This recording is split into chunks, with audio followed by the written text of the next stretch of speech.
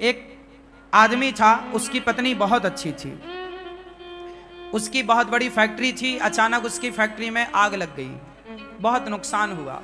मतलब ये समझो कि वो बर्बाद हो गया। अब सब कुछ खत्म था, घर भी रहने को नहीं था, जो था वो भी गिरवी था। जब फैक्ट्री में आग लगी, सब बर्बाद हुआ, बैंकों की किस्त जा ना पाई, तो बैंक ने उस घर को भी कब्जा कर लिया, ले लिया। दोनों पति पत्नी किराए के घर में आ गए। अच्छा खासा जीवन था, बड़ी लग्जरी जिंदगी थी, पर समय बदलते देर कहां लगती है। उसकी पत्नी और पति दोनों बेचारे किराए के घर में आ गए और पत्नी ने अपने पति से कहा, सुनो, मेरे पास कुछ मेरे आभूषण हैं, मेरा हार, मेरे कान के झुमके, आप वो ले जाओ, उसे बेचकर अपना फिर से कोई काम स्टार्ट करो। पति ने कहा कि नहीं, मैं तुम्हारे जेवर नहीं बेचना चाहता, पर जिद करी पत्नी ने, नहीं आप काम शुरू करो, फिर खड़े होइए, घबराइए मत। उसकी पत्नी ने उसे मोटिवेट किया, बहुत अच्छा एक पत्नी धर्म निभाया। देखो पत्नियां कितना अच्छा काम कर सकती हैं, अपने पति को मोटिवेट कर सकती हैं, अपने पति को गलत राह से लाकर के सही राह में चला सकती हैं, यदि पत्नी समझदार है तो। एक पत्नी से अच्छा मित्र नहीं हो सकता, याद रखिएगा। पत्नी सबसे अच्छी क्या होती है? पति की मित्र होती है, दोस्त होती है। एक पति से अच्छा दोस्त नहीं हो सकता, एक पत्नी से अच्छा दोस्त नहीं हो सकता, एक पत्नी से अच्छा आपका शुभ चिंतक नहीं हो सकता। मां के बाद यदि आपका शुभ चिंतक कोई है तो आपकी पत्नी है। उस पत्नी ने, बेचारी ने अपने सारे आभूषण पति को दिए, जबकि पत्नियां अपने आभूषणों को बहुत प्यार करती हैं, वो अपने पति को भी हाथ नहीं लगाने देती आभूषणों में। लेकिन उस स्त्री ने अपने सारे आभूषण बेच दिए और पति को पैसा दिया कि ये लो आप पैसा, आप अपना काम स्टार्ट करो। उसके पति ने फिर जो फैक्ट्री में नुकसान हुआ, अब उसे फिर छोटे रूप से शुरू किया। अनुभव तो था ही काम का, छोटे रूप से स्टार्ट किया। करते करते करते वो बहुत बड़ा उद्योगपति हो गया। फिर करोड़ों की संपत्ति उसने जोड़ी, फिर बड़ा कारोबार, जितना नुकसान हुआ उससे कई गुना अब उसे प्रॉफिट हो गया। बहुत समय बीत गया। एक दिन उसने क्या देखा कि उसके जो स्टाफ है, काम करने वाले लोग, कार्यकर्ता, एक लड़की, एक सुंदर सी लड़की इंटरव्यू देने आई और वो इंटरव्यू दे करके पास हो गई। अब वो लड़की वहां पे उस फैक्ट्री के मालिक के आसपास वो लड़की रहने लग गई, काम करती। वो काम धाम तो कुछ करती नहीं, बस अपने उस फैक्ट्री के मालिक को घूरती रहती। वो आई ही थी एक अलग उद्देश्य से। आपको पता है आजकल मार्केट में इन चीजों से बचना चाहिए। आजकल लूटने का, आपको बर्बाद करने का षड्यंत्र बहुत बड़ा हो सकता है, आपकी समझ से परे हो सकता है। अब वो आदमी जो था फैक्ट्री का मालिक, जो बढ़िया कमा खा रहा था, खुश था, 100-200 लोगों की दाल रोटी उसकी फैक्ट्री से चल रही थी, सब चल रहा था ठीक। तभी वो लड़की उसके यहाँ काम में आई और बस बहुत सुंदर तो थी ही वो दिन भर उसी को देखती। और पुरुष, वो आदमी भी उसमें धीरे धीरे आकर्षित होने लगा। एक दिन ऐसा आया, दोनों कॉफी में चले गए, अर्थात कॉफी पी रहे हैं, साथ में चाय पी रहे हैं, साथ में रहने लग गए। ऐसा करते करते वो लड़की इतने करीब आ गई उस फैक्ट्री के मालिक के उस लड़की ने कहा कि अब अपन शादी कर लेते हैं। दोनों में बड़ा, आज की भाषा में प्यार व्यार हो गया, इलू इलू हो गया दोनों का। दोनों साथ में रहने लग गए। उसके पति ने, मतलब वो फैक्ट्री के मालिक ने बोला कि मैं तुमसे शादी नहीं कर सकता क्योंकि मेरी पत्नी ऑलरेडी है, मैं शादीशुदा हूं। उसने कहा कोई फर्क नहीं पड़ता, तुम अपनी पत्नी को तलाक दे दो। अब इस लड़की ने इस तरह से चंगुल में फंसा लिया कि इसने बोला कि शादी कर लो। इसने भी बोला ठीक है, आज मैं अपनी पत्नी से बोलूंगा कि मैं तुम्हें तलाक देना चाहता हूं। जबकि कोई लड़ाई नहीं, कोई झगड़ा नहीं, पत्नी तो अच्छी थी। अच्छा, एक दिन पत्नी के पेट में दर्द हुआ। संयोग देखिएगा कि जिस दिन पति ये कहने वाला था कि मैं तुम्हें तलाक देना चाहता हूं, उसी दिन पत्नी के पेट में दर्द हुआ। तो वो बगल के डॉक्टर के पास दिखाने चली गई और जब वहां पर चेकअप हुआ उसका, तो डॉक्टर ने बताया कि आपको तो ब्लड कैंसर है। उस स्त्री को क्या निकला? कैंसर। डॉक्टर ने बताया कि 7 दिन बाद आपकी मृत्यु हो जाएगी, इसका कोई इलाज नहीं है। अब वो बेचारी पत्नी, उसका एक छोटा बच्चा भी था, वो घर आई। अब सोचिए, जैसे ये पता लग जाए कि मुझे 7 दिन में मरना है, वो बेचारी अब पति का इंतजार कर रही थी कि आज पति आए और मैं बताऊं कि अब मैं 7 दिन की हूं। आप अपने लिए कोई एक नया जीवन साथी ढूंढ लीजिएगा। वो पत्नी ये चाहती थी कि मेरा पति मेरे बाद परेशान ना हो, मेरा बच्चा छोटा हो है, इसके लिए कोई परवरिश करने वाली एक माँ तो चाहिए इसे। अब तो मैं मर ही जाऊंगी। वो बेचारी अपने पति का इंतजार कर रही थी कि तभी पति आया गुस्से में। और चूंकि उस पति को तो उसने पाठ पढ़ा ही रखा था कि तुम्हें आज ये बोलना है कि तलाक देना चाहता हूं। पति आया। रोज तो अपना जूता जब उतारता था तो पत्नी आती थी, पत्नी अपने हाथ से उसके जूते मोजे उतारती, अपने हाथ से पानी देती, उसका बैग लेती। रोज की तरह पत्नी आई, पर आज उसने गुस्से में अलग जाकर बैठ गया और बोला, सुनो, अब हम तुम्हें तलाक देना चाहते हैं। पत्नी कुछ कहना चाहती थी कि मुझे कैंसर है, मैं मरने वाली हूं। तभी पति ने कह दिया कि मैं तुम्हें तलाक देना चाहता हूं। पत्नी ने बहुत समझदारी का परिचय दिया और पत्नी ने पति से अपना हाल कुछ भी नहीं कहा। अब वो चिड़चिड़ाने लग गया, गुस्से में आ गया, क्योंकि उसका मन कहीं और लग चुका था। पत्नी ने कुछ जवाब नहीं दिया। पत्नी ने कहा, अच्छा ठीक है, आप मेरे से तलाक लेना चाहते हैं? हाँ, मैं 7 दिन बाद आपको तलाक दूंगी। मैं आपको 7 दिन बाद तलाक दूंगी, परंतु आप मुझे इन 7 दिनों में जैसे पहले प्रेम करते थे उसी प्यार से आप मुझे 7 दिन रखेंगे। 7 दिन से कोई रिस्पॉन्स नहीं दिया, कोई आवाज नहीं आई लौटकर। वो सोचा रसोई में होगी, रसोई में पत्नी नहीं, यहां होगी वहां होगी, सारी जगह देखा, उसकी पत्नी थी ही नहीं। तब वो अपनी पत्नी के कमरे में गया ऊपर, और जब कमरे में जाकर देखा तो उसकी पत्नी बिस्तर पर पड़ी हुई थी और बगल में एक कागज था। वो कागज में कुछ लिखा था। वो पत्नी को जगाया, अरे देखो मैं आ गया, भाग्यवान, सुनो, मैं तो तुमसे मजाक कर रहा था, मुझे माफ कर दो, सॉरी। वो बहुत बोलता जा रहा, पर पत्नी तो सुनने को तैयार नहीं, वो तो बिस्तर में पड़ी। वो पड़ी क्या थी? वो मर चुकी थी, लेकिन मरने के पहले उसने एक पत्र लिखा था अपने पति के लिए। अब उस कागज में क्या लिखा? अब ये पति उस कागज तक पहुंचा और पढ़ने लगा, और जब पढ़ा तो उसमें पत्नी ने लिखा था, मेरे पति परमेश्वर, मैं भगवान से प्रार्थना करती हूं कि हर जन्म में मुझे आप जैसा पति मिले। मेरे पति परमेश्वर, आप जैसा पति पाकर मैं बहुत खुश हूं। मुझे आपसे और भगवान से कोई शिकायत नहीं है। आपकी खुशी थी, आप मेरे से तलाक चाह रहे थे, मैं चाहती तो आपको तलाक उसी दिन देती, लेकिन जब आप तलाक लेते मेरे से, तो जो हमारा छोटा सा बालक है, बच्चा है, जब वो ये देखता कि मेरे पिताजी मेरी माँ से तलाक लेना चाहते हैं, तो मेरे बच्चे के संस्कार बिगड़ते और मेरा बालक बड़ा होकर वो आपका शत्रु बन जाता कि मेरे पिता ने मेरी माँ को छोड़ा था। तो कहीं मेरे बच्चे के अंदर आपके प्रति कोई शत्रु भाव पैदा ना हो जाए, इसलिए मैंने आपको तलाक नहीं दिया। जिस दिन आपने मुझे तलाक का बोला उसी दिन मैं ही हूं। अब आप अपना घर बसाइएगा, आप खुश रहिएगा। ऐसा लिखकर वो बेचारी सदा सदा के लिए चली गई।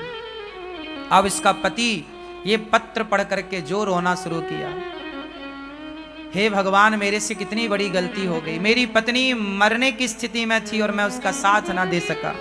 अच्छा इलाज कराता, अच्छे जगह दिखाता, शायद मेरी पत्नी बच जाती। कोई बढ़िया डॉक्टर को मैं चुनता, शायद बच जाती, लेकिन वो पराई स्त्री के चक्कर में फंसकर अपनी एक सुंदर पतिव्रता नारी को अंत में बड़ा दुख दिया। अब कोई पत्नी को यह पता चले कि मेरा पति मुझे तलाक देना चाहता है, और वो भी अंत समय में, उस पत्नी को खुशी तो हो ही ना होगी। वो बेचारी चल बसी। कहा था उसने, बच्चे को आप अच्छे संस्कार दीजिएगा। वो आदमी रोया और सारी जिंदगी के लिए मन में एक प्रश्न खड़ा हो गया कि मैंने ऐसा क्यों किया। उसने अपने आप को कभी माफ नहीं किया। फिर उस आदमी ने विवाह नहीं किया, बच्चे को पढ़ा लिखा कर योग्य बनाया। ये कहानी नहीं है, एक सत्य घटना है, एक सत्य लेख है। वो मैंने कहीं पढ़ा तो मैंने आपको सुनाया। आपकी पत्नी के साथ कभी ऐसा ना हो, आपके साथ कभी ऐसा ना हो। संसार की चमक दमक देखकर अपने परिवार को ना छोड़ना। संसार बहुत अच्छा है, लेकिन शादियां भी आजकल केवल वासनाओं के लिए हो रही हैं। विवाह का असली उद्देश्य लोग भूल चुके हैं।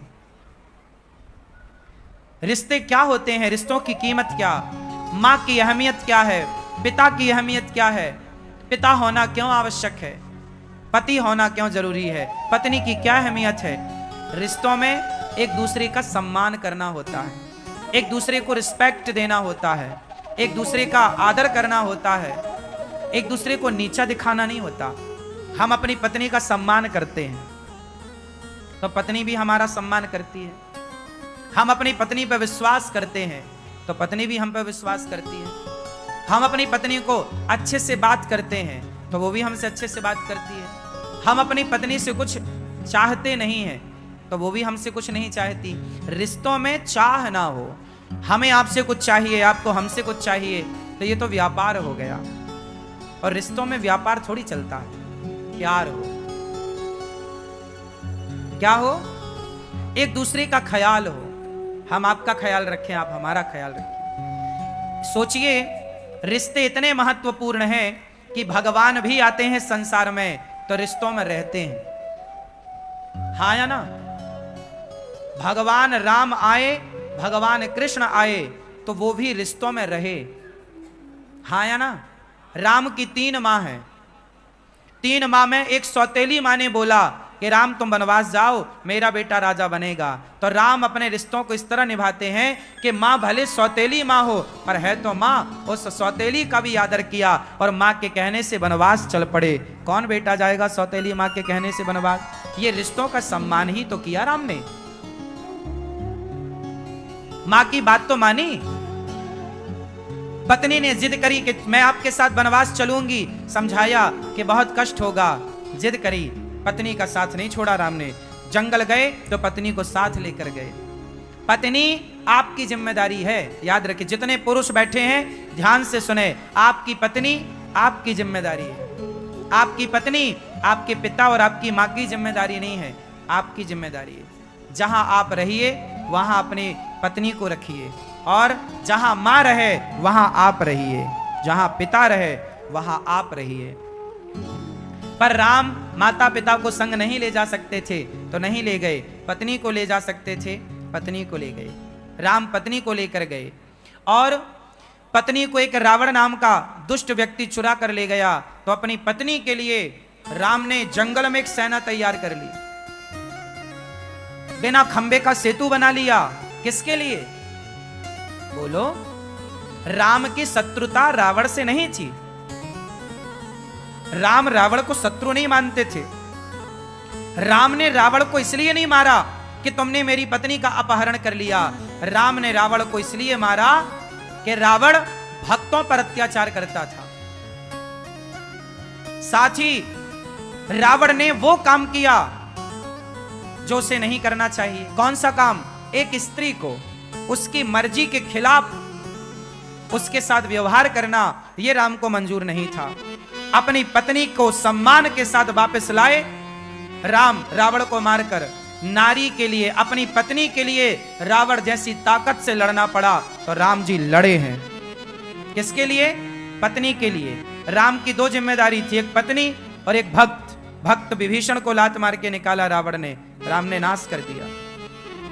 इसलिए पत्नी का आदर करिए। पत्नी आपकी जिम्मेदारी है, माता पिता हमारी जिम्मेदारी है। एक पुरुष की जिम्मेदारी, लोग कहते हैं स्त्रियों की जिम्मेदारी ज्यादा होती है, माँ का पक्ष ससुराल पक्ष, हाँ बात सही है, स्त्रियों की जिम्मेदारी ज्यादा है, पर स्त्रियों से भी ज्यादा यदि माने तो पुरुष की जिम्मेदारी है। क्यों? क्योंकि अच्छा, पति कह दे गुस्से में अपनी पत्नी से कि चली जाओ घर, जाओ अपने बाप के यहां, तो समझदार पत्नी वो होगी जो नहीं जाएगी। बताओ, पति कह दे घर जाओ अपने, तो पत्नी को चली जाना चाहिए क्या?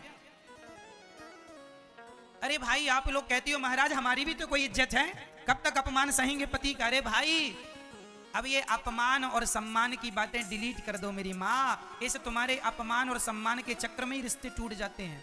अब कोई अपमान नहीं, अब क्या अपमान और क्या सम्मान, पति से क्या अपमान और क्या सम्मान। बोल दिया तुम्हें कहीं नहीं जाना, आज बोल दिया है कल प्यार भी करेगा। जब बताओ तुम्हारा, अच्छा बताओ आपके पति आपको प्यार करते हैं कि नहीं? क्या मेरी माँ प्यार करते हैं? जब प्यार आपको करता है आपका पति, तो डांटने पड़ोसन को जाएगा क्या? प्यार आपको करता है तो डांटेगा भी आपको, हाँ या ना? बोलो हाँ कि ना? फिर जब प्यार करेगा आपको तो डांटेगा भी आपको। सुन लो, अब आप लोग छोटी छोटी बातों में झोला उठाई और मैं मायके चली जाऊंगी तुम देखते रहियो। अब जरा सी बात हुई, झोला उठाए मायके चली गई। ये सब गलत, इससे रिश्ते और टूटेंगे। पति कैसा भी हो उसे समझाओ और पति के पास ही रहो। कई लड़की, कई स्त्री अपने पति को छोड़ के अपनी माँ के पास रहती हैं। माँ के संग तुम्हारी जिंदगी ना गुजरेगी, जिंदगी तो पति के साथ ही गुजरेगी। इसलिए माँ के साथ ज्यादा ना रहो, शादी के बाद हम पति के साथ रहो, माँ के साथ नहीं। कई बेटियां अपनी माँ के साथ रहती और माँ भी कम नहीं है। बेटी मैं तुझे रोता हुआ नहीं देख सकती, मेरी जिगर की टुकड़ी। लो, अरे मेरी माँ, गृहस्थ जीवन में तो हंसना रोना लगा है, क्या सीता माता को दुख नहीं आया? अब जनक जी कहते, ए राम जी, मेरी सीता को तुमने बड़ा दुख दिया, चल बेटी सीता झोला तैयार कर, मैं तुझे जनकपुर ले चलता हूं, जब राम जी का वनवास हो जाए तो भेज दूंगा। तो क्या सीता जी चली जाती हैं अपने पिता के संग?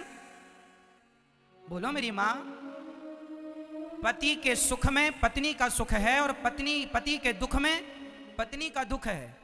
पति सुखी तो पत्नी सुखी, पति दुखी तो पत्नी दुखी। अब ये थोड़ी होता है कि जरा जरा सी बात में ये मम्मियां ज्यादा टांग लगाती हैं। बेटी क्या सब ठीक है ससुराल में?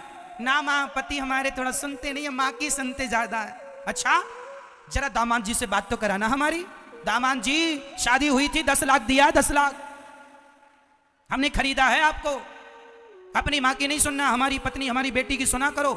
नहीं, हम अपनी बेटी को बुला लेंगे। लो भैया, माँ ने बुला लिया, बेटी आजा। आ गई बेटी। अब एक दिन पति का फोन आया अपनी पत्नी के लिए, सुनती हो, कब आओगी? पत्नी ने, माँ फोन आया उनका। क्या कहूं? माँ ने कहा कह दे आप आओगे नाक रगड़ते हुए, तब जाऊंगी। लो भैया, पति आया, नाक रगड़। आजकल की पत्नियां यही चाहती हैं मेरा पति नाक रगड़े। तुम अपने पति को ना, पति ऐसा लगता नहीं पति है, ये ऐसा लगता कुत्ता वत्ता है। जब चाहे जब नाक रगड़वा दिया, जब चाहे जो कह दिया। माँ से भी गाली पड़वा दी, बाप से भी गाली पड़वा दी, और कहती हो भगवान है। अरे भाई ऐसा, मेरी माँ, पति का आदर किया करो, पति का सम्मान किया करो। और तुम्हारी माँ का कोई अधिकार नहीं है। माता सती उस यज्ञ में जलकर समाप्त हो गई थी जिस यज्ञ में उनके पति का। एक स्त्री वही स्त्री है जो अपना अपमान सह ले पर अपने पति का अपमान ना सहे। वो नारी कोई नारी ही नहीं है जो अपने पति का अपमान करे और कराए। तो आप में से कितनी माताएं ये चाहती हैं कि आपका पति नाक रगड़े आपकी मां के आगे? मां तो यही पाठ पढ़ाती है, बेटा तब जाना जब नाक रगड़ता हुआ आएगा। ये तुम्हारी ही मां है।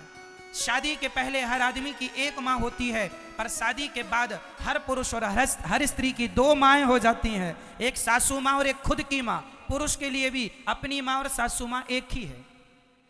इसलिए पत्नी का सम्मान किया करो, पत्नी का आदर किया करो। यत्र नार्यस्तु पूज्यन्ते, कहते हैं जिसके घर में नारी सदा प्रसन्न होती है उसके घर में लक्ष्मी का वास होता है। जिसके घर की पत्नी सदा रोती रहती है उसके घर में कभी लक्ष्मी माता का प्रवेश नहीं होता। इसलिए पत्नी का आदर करना सीखिए। नारी समाज का, जात का आदर करिए। नारी 3 रूपों में पाई जाती है। माँ, नारी माँ के रूप में, बहन के रूप में, बेटी के रूप में और चौथा पत्नी के रूप में।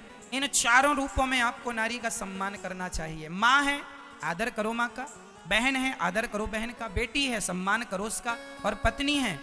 नारी जो है पांव की जूती नहीं, नारी माथे की पगड़ी हुआ करती है, सम्मान हुआ करती है, गौरव हुआ करती है।